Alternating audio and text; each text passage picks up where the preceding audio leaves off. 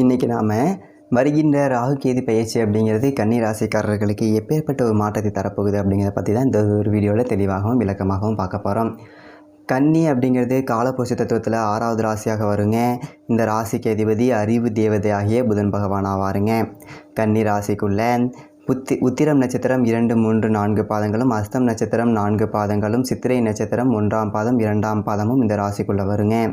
பொதுவாக கன்னி ராசிக்காரர்கள் அப்படின்னாலே பார்த்தீங்க அப்படின்னா அதிகம் படித்தவர்கள், ராஜதந்திரம் உடையவர்களாக இருப்பாங்க. எப்போதும் கலகலப்பாக சிரித்து பேசி மற்றவர்களை மகிழ்விக்கக்கூடியவர்கள் பார்த்தீங்க அப்படின்னா கன்னி ராசிக்காரர்கள். அதே போல் அடுத்தவர்கள் விஷயத்தில் ஒரு நாளும் தலையிட மாட்டார்கள் இந்த ராசிக்காரர்கள். தன்னுடைய வேலையில் கருத்தாக இருக்கக்கூடியவர்கள் இந்த ராசிக்காரர்கள். இன்னொரு முக்கியமான விஷயம், தனிப்பட்ட முறையில் ஜாதகம் பார்க்க இந்த வாரத்துக்கான அப்பாயின்மெண்ட் ஃபிக்ஸ் பண்ண சொல்லி நிறைய பேர் கேட்டிருந்தீங்க. இப்போது ரூபாய் 299 ரூபாய்க்கு தெளிவாகவும் விளக்கமாகவும் ஜாதகம் பார்த்து தரவங்க. தாழ்மையான வேண்டுகோள், இந்த நம்பருக்கு ஃபோன் கால் அல்லது வாட்ஸ்அப்பில் கூட நீங்கள் கேட்டு அவங்களுடைய அப்பாயின்மெண்ட் அப்படிங்கிறத ஃபிக்ஸ் பண்ணிக்கலாம். உங்களுக்கு தேவையான அனைத்து டீட்டெயிலுமே நம்ம டீமில் இருக்கிறவங்க கொடுத்துருவாங்க. அப்பாயின்மெண்ட் டேட் மற்றும் டைம் ஃபிக்ஸ் பண்ணதற்கு பிறகு அந்த நேரத்தில் நான் உங்களுக்கு ஃபோன் கால் பண்ணி ஜாதகம் பார்த்து பலன்கள்ங்கிறது சொல்லிவிடுவேங்க. ஜஸ்ட்டு நீங்கள் வாட்ஸ்அப் அல்லது ஃபோன் காலில் உங்களுக்கான டவுட் அப்படிங்கிறத கிளியர் பண்ணிக்கலாம். சரிங்களா? உங்களுக்கான அப்பாயின்மெண்ட் டேட் மற்றும் டைமை ஃபிக்ஸ் பண்ணிக்கலாம். அப்புறம் நிறைய பேர் கேட்குறாங்க எவ்வளோ நேரம் ஆகும்னு சொல்லிட்டு. ஃபஸ்ட்டு நம்ம உங்களுடைய ஜாதக கட்டத்தை பார்த்துட்டு ஜனனகால பலன்கள் அப்படிங்கிறத சொல்லிவிடுவோம். அதாவது இந்த ஜாதகக்காரங்களுடைய வாழ்க்கை எப்படி இருக்கும், கேரக்டர் எப்படி இருக்கும் அப்படிங்கிறத சொல்லிவிடுவோம்.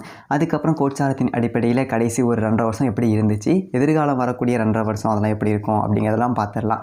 அட் லாஸ்ட் பர்டிகுலராக இந்தந்த டைமில் என்னென்ன நடக்கும், இந்த டைமில் என்னென்ன நடந்துச்சு அப்படிங்கிறதெல்லாம் பார்த்துட்டு உங்களுக்கான தெளிவான விளக்கமான பலன்கள் அப்படிங்கிறத சொல்லிடுவாங்க. இதை தாண்டி உங்களுக்கு ஏதாவது சந்தேகம் இருந்துச்சு அப்படின்னா கூட நீங்கள் கேட்டுக்கலாம். ஒவ்வொரு ஜாதகத்துக்குமே 30 நிமிஷம் வரைக்கும் நம்ம எடுத்துப்போம். தெளிவாகவும் விளக்கமாகவும் பொறுமையாகவும் உங்களுக்கு நாங்கள் சொல்லிடுவோங்க. இது இல்லாமல் வேறு ஏதாவது சந்தேகம் இருந்துச்சு அப்படின்னா கூட நீங்கள் டவுட்டுங்கிறது கேட்டுக்கலாம். கடைசியாக ஜாதகம் இல்லைனாலும் பரவாயில்ல, பிறந்த தேதி, பிறந்த நேரம், பிறந்த இடம் மட்டும் சொன்னாலே போதுங்க. நாங்கள் உங்களுக்கு ஜாதகம் பார்த்த பலன்கள் அப்படிங்கிறது சொல்லிவிடுவாங்க. நீங்கள் வாட்ஸ்அப்பில் ஜஸ்ட் ஒரு மெசேஜ் மட்டும் பண்ணாலே போதும், இல்லை ஃபோன் கால் பண்ணி உங்களுடைய அப்பாயின்மெண்ட் ஃபிக்ஸ் பண்ணால் மட்டுமே போதுங்க. சரி, வாங்க நம்ம வீடியோக்குள்ளே போகலாம். அதே போல் மற்றவர்களுக்கு அறிவுரை சொல்வதில் பார்த்தீங்க அப்படின்னா வல்லவர்கள் இந்த ராசிக்காரர்கள். அதே போல் கம்ப்யூட்டர், ஷேர் மார்க்கெட்டு, கணிதம், ஆடிட்டிங் இது போன்ற துறைகளில் அதிகம் ஜொலிக்கக்கூடியவர்கள் இந்த ராசிக்காரர்களாக இருப்பாங்க. அதே போல் வியாபாரம் தந்திரம் உடையவர்கள் பார்த்தீங்க அப்படின்னா கன்னிராசிக்காரர்கள். சரி, இந்த கன்னிராசிக்காரர்களுக்கு இந்த ராகு கேது பயிற்சி அப்படிங்கிறது எப்படி இருக்கும் பாருங்கள். கன்னிராசிக்காரர்களுக்கு எல்லாமே கிட்டத்தட்ட 1.5 வருடமாக, அதாவது 2023 அக்டோபரில் இருந்து பார்த்தீங்க அப்படின்னா ராசிக்குள்ளே கேது பகவான் சஞ்சாரம் செய்து கொண்டிருக்கின்றார். 7ஆம் இடத்திலே ராகு பகவான் சஞ்சாரம் செய்து கொண்டிருக்கின்றார். இந்த ராகு கேது பிடியில் கிட்டத்தட்ட 1.5 வருடமாக இந்த கன்னிராசி அகப்பட்டு விட்டது அப்படி சொல்லிட்டு சொல்லலாங்க. அப்போது கன்னிராசிக்காரர்கள் கிட்டத்தட்ட 1.5 வருடமாக பல தடைகள் அப்படிங்கிறத பார்த்துருப்பாங்க அப்படி சொல்லலாம். ஏன் அப்படின்னா ஒரு தடை கிரகம் அப்படின்னா அது கேது பகவான் தான். அவர் ராசிக்குள்ளே இருந்தார்.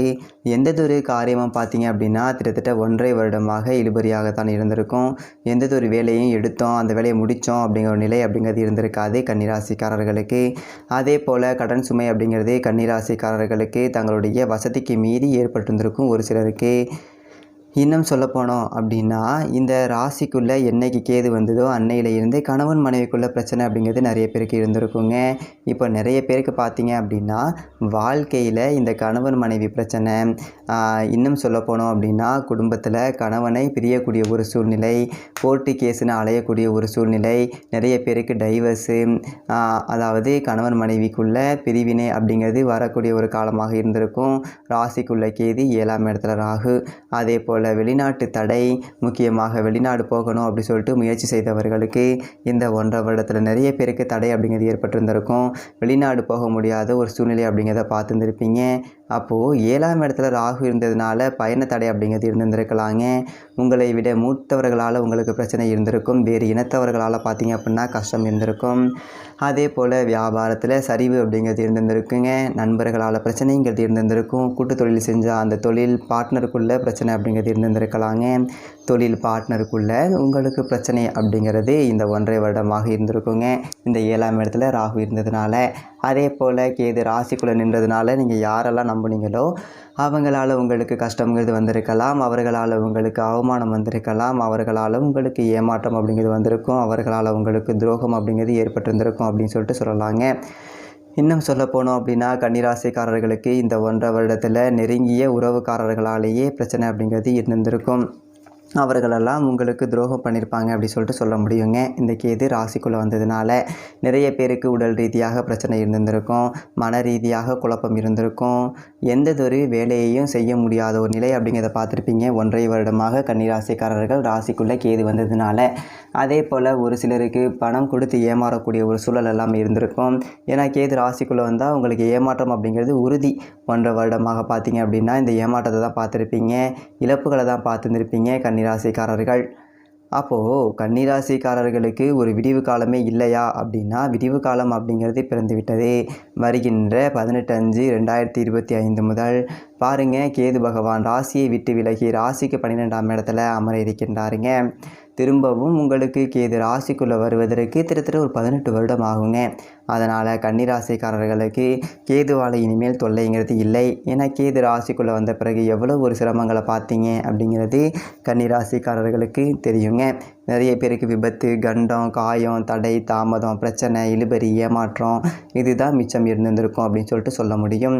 அந்த அளவுக்கு வாழ்க்கையில் ஒரு அவமானங்கள் அப்படிங்கிறத பார்த்துருந்துருப்பீங்க, வாழ்க்கையில் கஷ்டங்களை பார்த்துருந்துருப்பீங்க கன்னிராசிக்காரர்கள் 1.5 வருட காலமாக. அப்போது கேது பகவான் ராசியை விட்டு விலகுவதே உங்களுக்கு பெரியதொரு ராஜயோகம்னு சொல்லலாம் கன்னிராசிக்காரர்களுக்கு. இனிமேல் உங்களை ஒன்றுமே செய்ய முடியாதுங்க. கன்னிராசிக்காரர்களை இனி அசைக்கவே முடியாது அப்படின்னு சொல்லிட்டு சொல்லலாங்க. அந்த அளவுக்கு பாருங்கள், உங்களுக்கு ஒரு யோகமான ஒரு காலகட்டம் வந்துவிட்டதுங்க. 18/5/2025 முதல் உங்களுக்கு அதிர்ஷ்டம் அப்படிங்கிறது ஆரம்பம் கன்னிராசிக்காரர்களுக்கு. ஏன்னா கேது ராசியை விட்டு விலகுகின்றார், அது ஒரு சிறப்பு. அதே போல் ராகு பகவான் 6ஆம் இடத்துல சஞ்சாரம் செய்ய இருக்கின்றாருங்க. ஏன்னா ராகு அப்படிங்கிறவர் ஒரு பிரம்மாண்ட கிரகம். ராகு பகவான் கோச்சாரத்தில் ராசிக்கு 3, 6, 11 சஞ்சாரம் செய்யும்போது தான் யோகத்தை கொடுப்பார், ராஜ யோகத்தை வாரி வழங்குவாருங்க. அப்போது ராகு பகவான் 6ஆம் இடத்துல அமர போகிறாரு. இது ஒரு பெரியதொரு சிறப்பு கன்னிராசிக்காரர்களுக்கு. அப்போது வருகின்ற மே 18 தேதிக்கு பிறகு 1.5 வருடம் உங்களுடைய ஆட்சி காலம், உங்களுடைய அதிகார காலம், உங்களுடைய யோக காலம் அப்படின்னு சொல்லிட்டு சொல்ல முடியுங்க கன்னிராசிக்காரர்களுக்கு.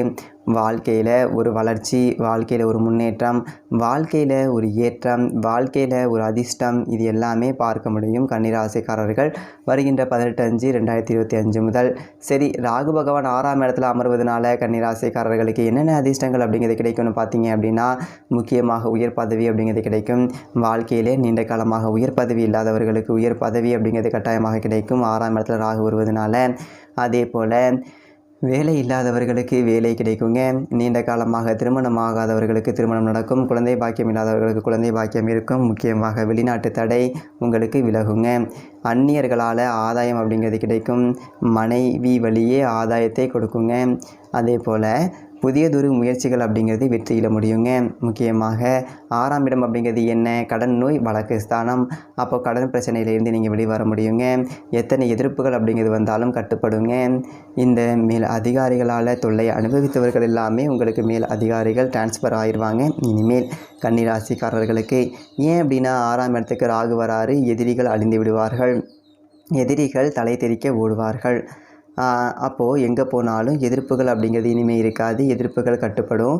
கன்னிராசிக்காரர்களுக்கு 6ஆம் இடத்துல ராகு இருப்பதனால எதிரி தொல்லை அப்படிங்கிறது இருக்காது கன்னிராசிக்காரர்களுக்கு வருகின்ற 18/5/2025 முதல்.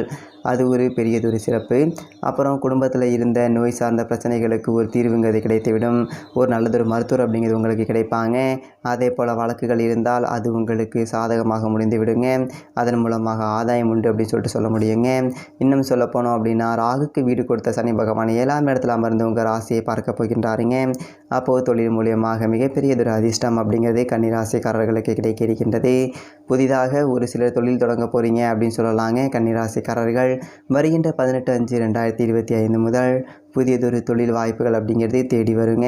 உங்களுக்கு கண்டக சனி வந்தாலும் சரி, சனி வீட்டை ராகு இருப்பதனால மிகப்பெரியதொரு வளர்ச்சி அப்படிங்கிறது கன்னிராசிக்காரர்களுக்கு உண்டுங்க. ஏன்னா ராகு அப்படிங்கிற ஒரு மிக பிரம்மாண்டமான கிரகம்.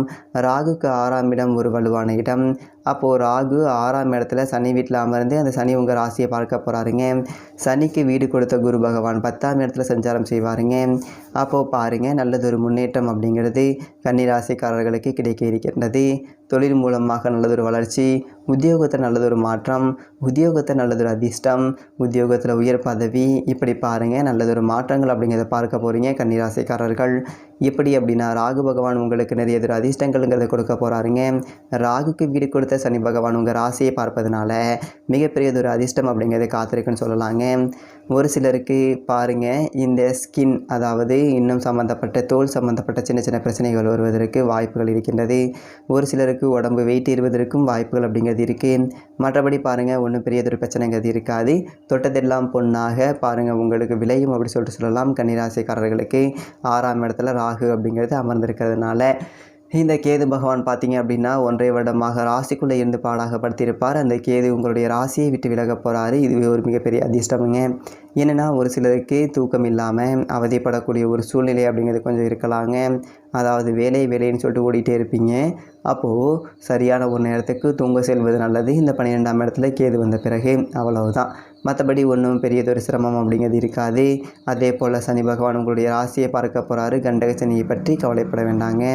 ஏன்னா சனி பகவான் கன்னிராசிக்காரர்களுக்கு யோகாதிபதியாக இருப்பார். சனி வீட்டில் ராகு 6ஆம் இடத்துல அமரப் போகிறது என்பது மிகப்பெரிய சிறப்பு. அப்போ கன்னிராசிக்காரர்களுக்கு ஒரு விடிவு காலம், ஒரு அதிர்ஷ்டம், வாழ்க்கையில் ஒரு மாற்றம் கட்டாயமாக ஏற்பட இருக்கின்றது. தொழில் மூலமாக மிகப்பெரியதொரு வளர்ச்சி அப்படிங்கிறது ஏற்பட இருக்கின்றது. கன்னிராசிக்காரர்களுக்கு இது சரியான காலங்க. இன்னும் சொல்லப்போனால் 1.5 வருடமாக கன்னிராசி மாணவியர்களுக்கு ஒரு பெரியதொரு தொல்லை, ஞாபக மறதி, உடல்நிலை பாதிப்பு, சரியாக ஒரு வேலை செய்ய முடியலை அப்படிங்கிற ஒரு நிலை இருந்திருக்கும். அது எல்லாமே மாறப்போகுது. இனி தொடங்கி எல்லாமே மிகச்சிறந்ததாகவே கன்னிராசிக்காரர்களுக்கு நடக்கும். நன்றி, வணக்கம்.